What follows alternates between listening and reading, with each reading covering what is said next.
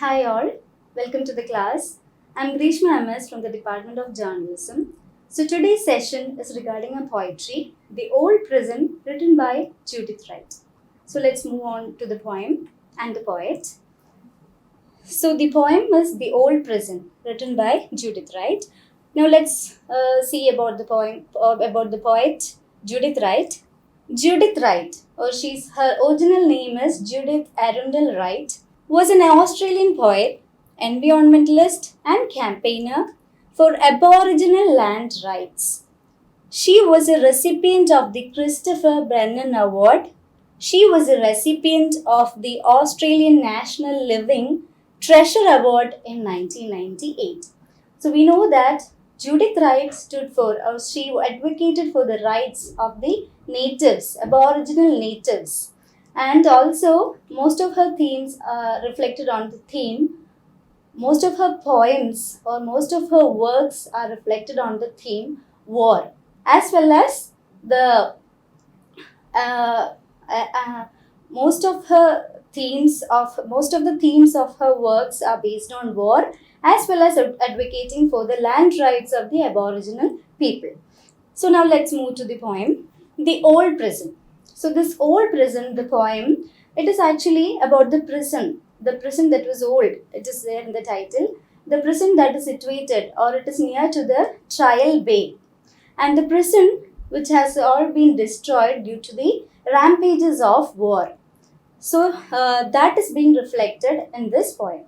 And she had also made use of various poetic techniques or poetic devices, especially imagery, to reflect that poems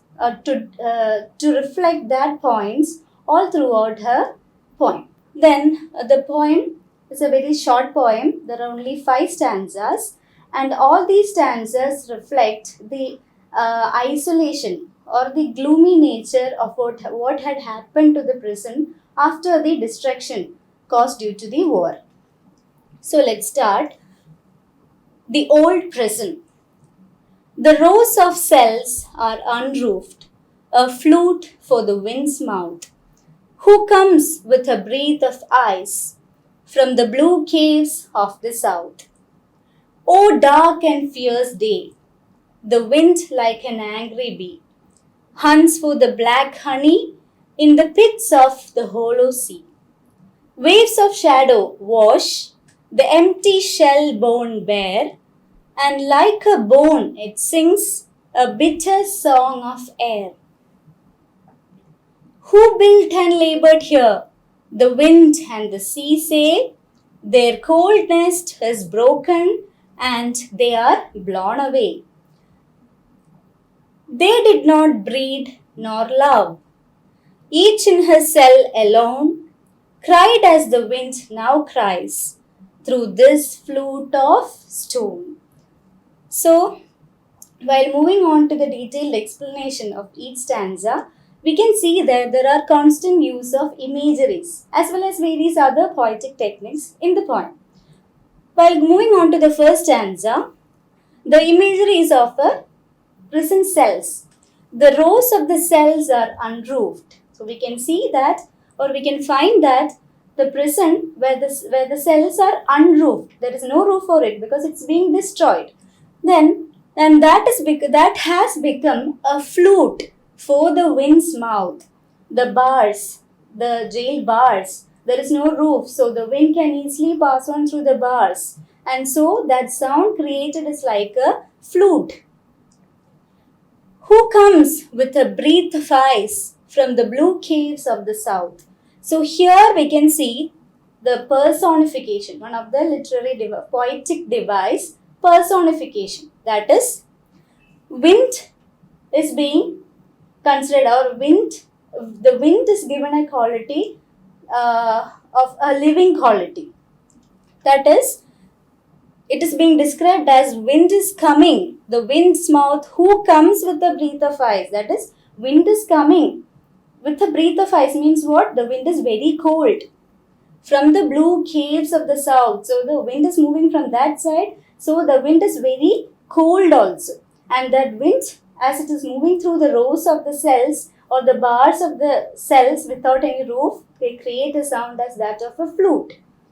Then, next stanza.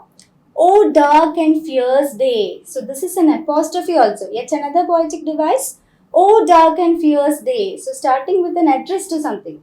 So here it is actually a gloomy atmosphere. It is saying that it is a dark day. The wind like an angry bee. So here the wind, there is another poetic device, that is the use of metaphor.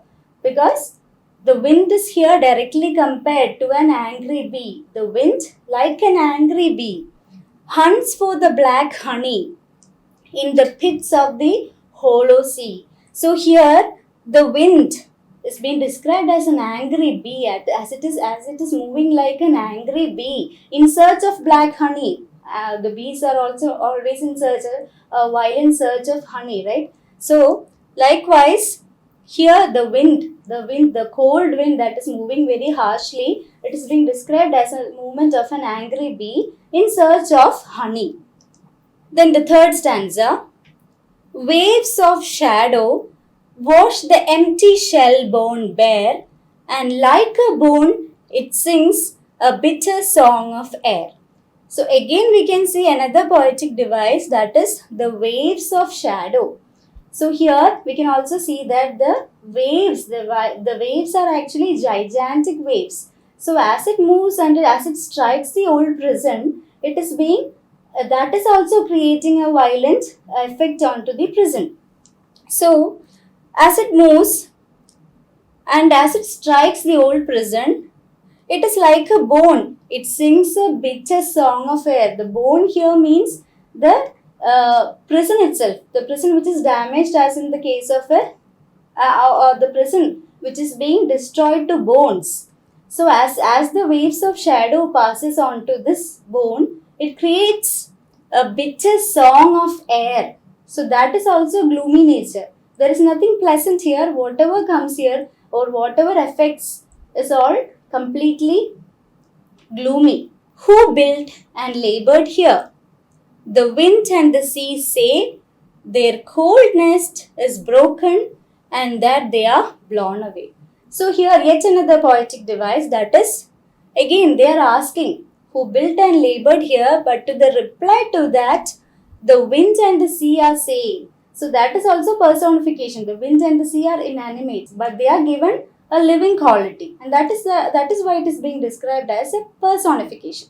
So here as a reply, the wind and the sea is saying, what are they saying?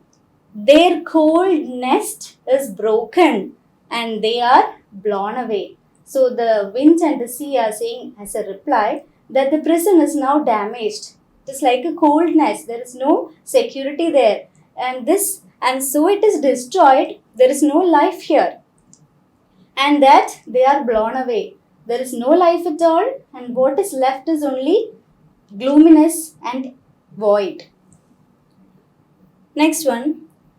They did not breed nor love, each in his cell alone, cried as the wind now cries, through this flute of stone. So again, in this stanza, it's a description about the prisoners there. So in the earlier stanza, we got a reply, right? Their cold nest is broken and that they are blown away. So in the last stanza, it is a clear description about the prisoners and their life, how they spent their lives there. They did not breed nor love. They did not have any families, nor there was anyone to love them. So they were in their cells alone. There are solitude cells also. And so they were alone in their cells. They did not have any families, nor there was anyone to love them or care for them. And they cried as the wind now cries. So here again personification. The wind is being described as crying. So this, like the prisoners cried at once, now the wind is crying through this flute of stone. So as we saw earlier, the wind is moving through the cells. It creates a sound of that of a flute. So here the wind is also moving along the flute of stone. Stone here means what? The prison itself. So the wind that is moving or the wind that is passing through these roofs or the cells is actually meant to be crying, because they are actually in search of any life there. Then there is nothing left. So that is all about the poem, The Old Prison. So what she wanted to express is that the war that had created so much of effect or so much of impact on the people, mainly, especially the prisoner's life also. How, and she also wanted to reflect the life of the prisoners. How did they spend their lives in solitude? And also, in the poem, she clearly describes all of the stanzas with the help of different poetic devices. The whole of the poem is made up of a very solid imagery, and that is also being presented in my slide as figures of speech. Personification, as I described earlier, I'll just list out: a flute for the wind's mouth. The wind and the sea are giving a reply. So that and all are personification, where the lifeless creatures are being given human qualities. Then simile. The wind is like an angry bird, and like a bone it sings. Then a metaphor, flute of stone. Now the imagery. There are varied uses of imagery in this poem, which is reflected in all of the stanzas. So from the first stanza onwards, we have unroofed. So we have an imagery of an unroofed prison. Then the cells, unroofed cells. And the next one is flute. Then we have cave, black honey, sea, shell, cold nest, as well as stone. So that's all about today's class. We can meet up in the next class. Thank you.